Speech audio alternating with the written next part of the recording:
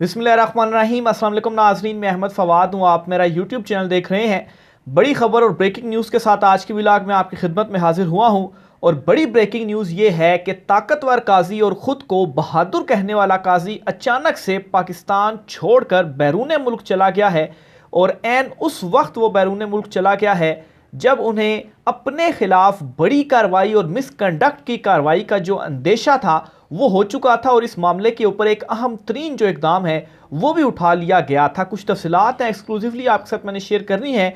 और ये जो सारी की सारी चीज़ें हैं उस वक्त में हो रही हैं जब सुप्रीम कोर्ट ऑफ पाकिस्तान में इंतहाई अहम तब्दीली हुई है और जस्टिस मंसूर अली शाह और जस्टिस मुनीब अख्तर उस कमेटी में अब मौजूद हैं जो बेंचेस की तश्कील करती है। और पाकिस्तान तहरीक इंसाफ के वो मुकदमात जो समात के लिए लगने चाहिए थे लेकिन चीफ जस्टिस कादी फ़ैज़ ईसा साहब की जानिब से नहीं लगाए गए वो समात के लिए, जिनमें बल्ले के निशान पर नज़रसानी, इसके अलावा इलेक्शन का लदम करार देने की और मखसूस नशिस्तों से रिलेटेड भी एक अहम तरीन मामला सलमान सफदर जो है सलमान अकरम राजा वो लेकर गए थे सुप्रीम कोर्ट में। और अगर इनके ऊपर डिसीजंस आ जाते तो अभी बहुत डिफरेंट सूरत हाल होती पाकिस्तान तहरीक इंसाफ की पार्लियामेंट में। तो इन मुकदमात के हवाले से अब क्या हिकमत अमली होगी जस्टिस मंसूर अली शाह और जस्टिस मुनीब अख्तर की, क्योंकि अब बेंचेस की जो तश्कील है वो अकेले चीफ जस्टिस कादी फ़ैज़ ईसा साहब जो हैं उनके हाथ में या उनकी वो कहते हैं कि डोमिनेंस अब नहीं होगी जो जस्टिस सरदार तारिक मसूद के होते हुए थी। इस पर भी कुछ तफसीलात आपसे शेयर करनी है। और आखिर में इमरान खान साहब को वंस अगेन सुलह का पैगाम पहुंचाया गया है और दो ये पैगामात पहुंचाए गए हैं इमरान खान साहब को। इससे रिलेटेड भी कुछ तफसीलात हैं वो भी आपके साथ मैंने शेयर करनी है। सबसे पहले तो नाज़रीन जो खबर है वो आपके साथ मैं शेयर करता चलता हूं जी सुप्रीम कोर्ट ऑफ पाकिस्तान से। जस्टिस मंसूर अली शाह और जस्टिस मुनीब अख्तर जो हैं इनका आप कह सकते हैं कि एक इम्तिहान शुरू हो चुका है, क्योंकि जो कमेटी में तब्दीली हुई है इसमें chief justice Qazi Faez, justice Mansoor Ali Shah और जस्टिस मुनीब अख्तर जो हैं अब ये तीन जजेस होंगे जो कि बेंचेस की तश्कील और खुद नोटिस वाला जो मामला होगा वो ये कमेटी तय किया करेगी। अब पाकिस्तान तहरीक इंसाफ के लिए भी ये तब्दीली बड़ी इंपॉर्टेंट थी और आगे आने वाले दिनों के अंदर मंसूर अली शाह और मुनीब अख्तर जो हैं इनकी जो प्रायोरिटीज़ हैं ये बहुत सारी चीज़ों को डिसाइड करेंगी। कैसे? पाकिस्तान तहरीक इंसाफ जो है चार बड़े इंपॉर्टेंट केसेस हैं जो कि सुप्रीम कोर्ट ऑफ पाकिस्तान में उनके पेंडिंग है। एक तो नाजरीन बल्ले के निशान के ऊपर जो रिव्यू पिटीशन थी उसके ऊपर ज़ाहिर सी बात है 3 रुकनी बेंच ने दिया था तो लार्जर बेंच बन सकता है उसके ऊपर।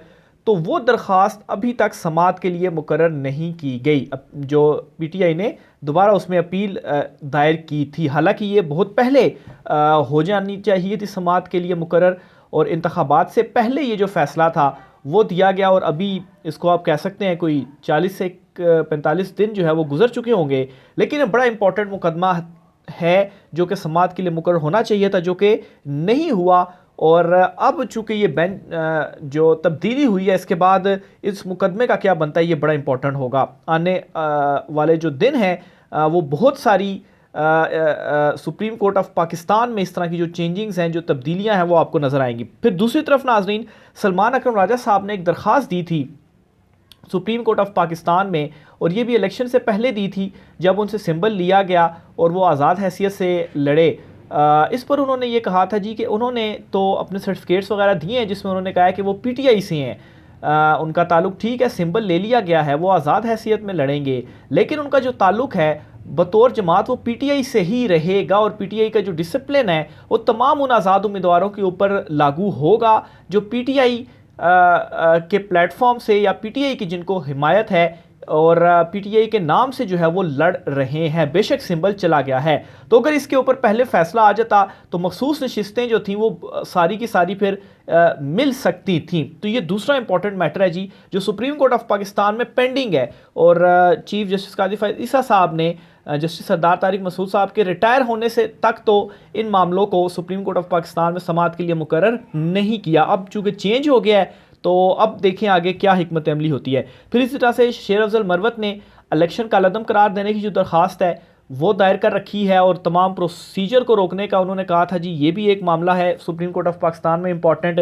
फिर फौजी अदालतों वाला जो केस है जिसमें बेंच टूट गया था वो बड़ा इंपॉर्टेंट है। और फिर इसी तरीके से इलेक्शन से रिलेटेड भी फॉर्म 45 को लेकर जो मामला है वो चैलेंज किया गया लेकिन वो एक ही हल्के का चैलेंज किया गया है। तो बहरहाल ये वो तमाम तर चीज़ें हैं और फिर पाकिस्तान तहरीक इंसाफ जो है वो मखसूस नशिस्तों वाला मामला अब ख़ुद सुप्रीम कोर्ट ऑफ पाकिस्तान में लेकर आएगी। और पहले वो भी ये वेट कर रहे थे गालबन कि जस्टिस सरदार तारिक मसूद अगर रिटायर हो जाएं तो फिर उसके बाद कमेटी में जो तब्दीली आएगी तो फिर हो सकता है कि चीफ साहब के पास ये मुकदमा ना रखें। वैसे तो चीफ साहब के ऊपर अदम एतमाद कर चुके हैं और अभी तक कोई रिलीफ उनको नहीं मिला चीफ साहब की अदालत से, और उनके जो मुकदमे हैं वो भी समाअत के लिए मुकर्रर नहीं हुए।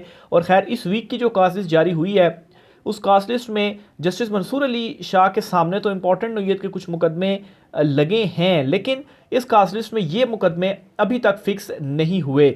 लेकिन अब जो तब्दीली हो चुकी है ये पीटीआई तो एटलीस्ट इसको थोड़ा मुस्बत उसमें देख रही है। अब देखें इनमें क्या होता है, ये मुकदमात कब समाअत के लिए लगते हैं और वो जो कमेटी है जिसमें अब मुनीब अख्तर भी शामिल हो चुके हैं वो क्या डिसीजन लेती है और उनकी जो हिकमत अमली है अब वो क्या होती है, ये डिसाइसिव होंगी आइंदा आने वाले दिनों में सुप्रीम कोर्ट ऑफ पाकिस्तान में कुछ चीज़ें।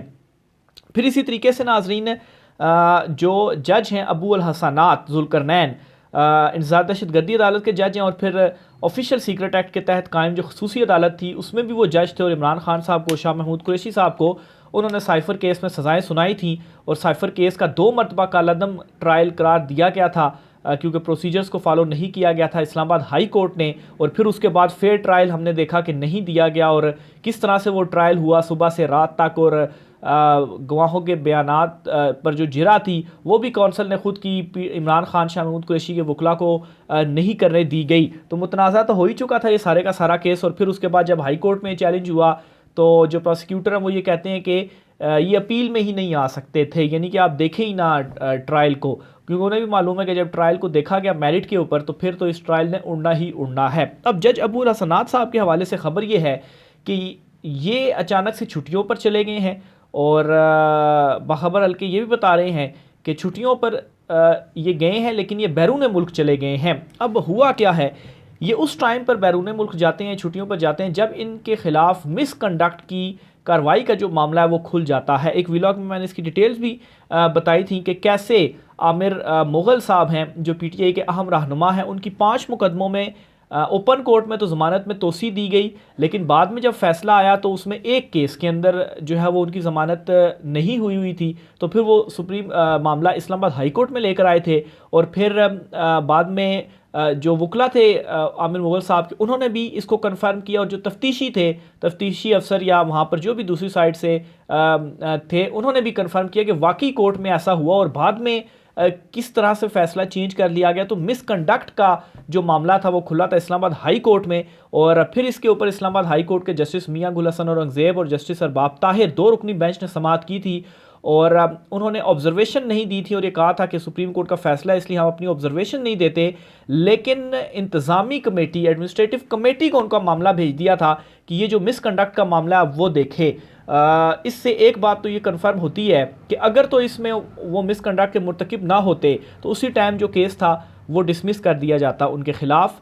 और और जो रिकॉर्ड मंगवाया गया था, और वो रिकॉर्ड भी मैं आपको बताऊं कैसे मंगवाया गया था कि जब लेटर लिखा गया उसमें कहा गया जी कल तक रिकॉर्ड दें, तो जजिस ने कहा कल तक नहीं, आज ही चाहिए, 2 घंटे के अंदर अंदर चाहिए। और उसी टाइम जो सारे का सारा रिकॉर्ड था वो फिर दिया गया, फ्राहम किया गया। और फिर उसमें कुछ था ऐसा जो कि जजिस ने खुद वो लिखा भी कि वो ऑब्जर्वेशन नहीं देंगे ताकि जो एडमिनिस्ट्रेटिव कमेटी है उस पर कोई दबाव ऐसा ना पड़ सके, या ना कहा जा सके भी कि जजिस ने फैसला दे दिया, ऑब्जर्वेशन दे दी तो फिर होनी ही होनी थी कार्रवाई, तो उससे तो गुरेज किया। लेकिन मामला भेजना एडमिनिस्ट्रेटिव कमेटी को या खुद इस बात को कंफर्म करता है कि वो मिसकंडक्ट के मुर्तकिब हुए ही हुए हैं। तो बहरहाल इस सारी सूरत हाल के दौरान क्या होता है जी कि अबू अल हसनात जुल्करनैन साहब जो हैं वो भी छुट्टियों पर चले जाते हैं।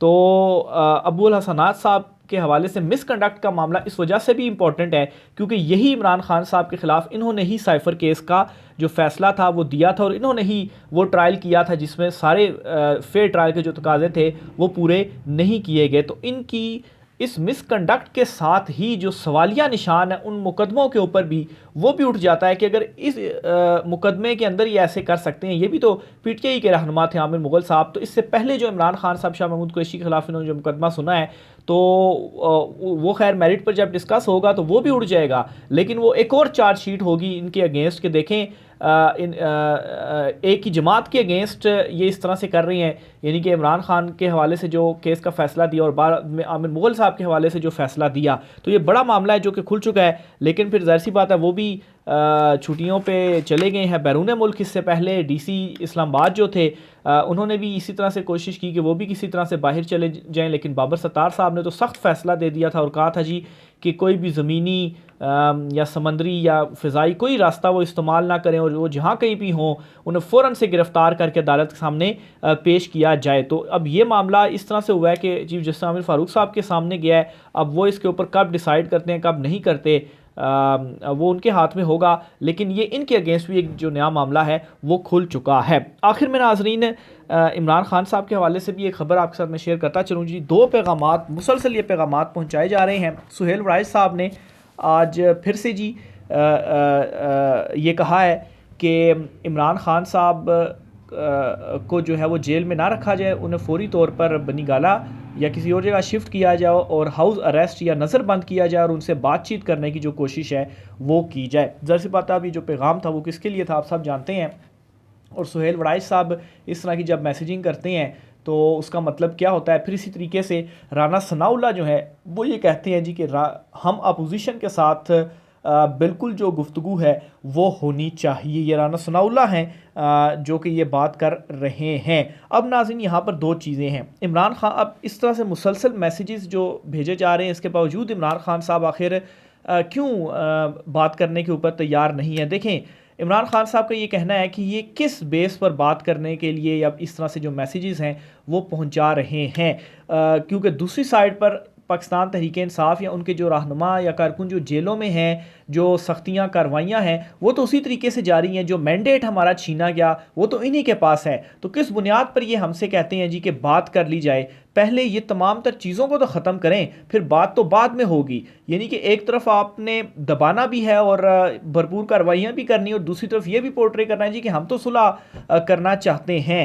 तो ये सुलह नहीं है। और ख़ान साहब ने यह भी कहा कि इस मामले के ऊपर अगर हम झुक जाते हैं या पीछे हो जाते हैं तो फिर शहबाज शरीफ की जो इंतकामी कार्रवाइयाँ हैं वो मज़ीद बढ़ जाएंगी। तो बहरहाल ये इस वक्त जो कुछ मामलात वगैरह हैं वो भी चल रहे हैं, लेकिन इमरान खान साहब को जो सुलह का मैसेज है वो भेजा गया है। आखिर में नाजरीन दो खबरें और भी आपके साथ शेयर करता चलूँ। आसिफ अली जरदारी साहब जो हैं उन्होंने जो नशिस्त छोड़ी थी NA 207 की, ज़िमनी इलेक्शंस होने जा रहे हैं अप्रैल में, 21 अप्रैल ज़िमनी इलेक्शंस होंगे। तो आसफ़ा भुट्टो जो हैं उन्हें इस सीट के ऊपर इलेक्शन लड़ाने का फ़ैसला किया गया और उन्होंने अपने कागजात नामजदगी भी जमा करवा दिए हैं।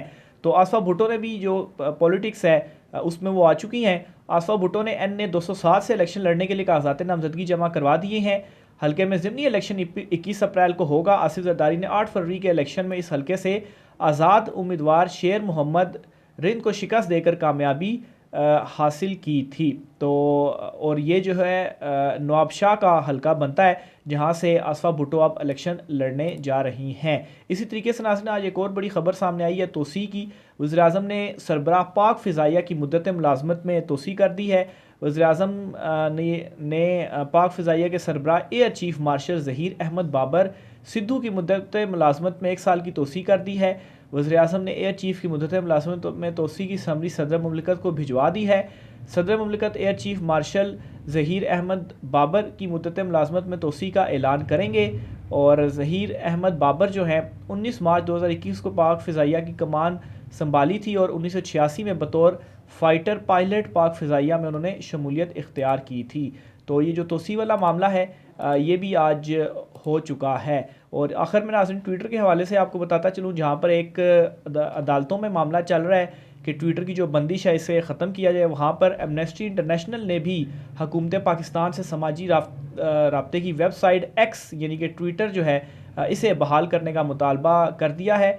और उन्होंने ये कहा है जी कि X की बंदिश मुख्तलिफ सियासी जमातों की राय को दबाने की कोशिश है। सोशल मीडिया साइट्स की बंदिश आज़ादी इजहार के बुनियादी हकूक़ की खिलाफ वर्जी है जी।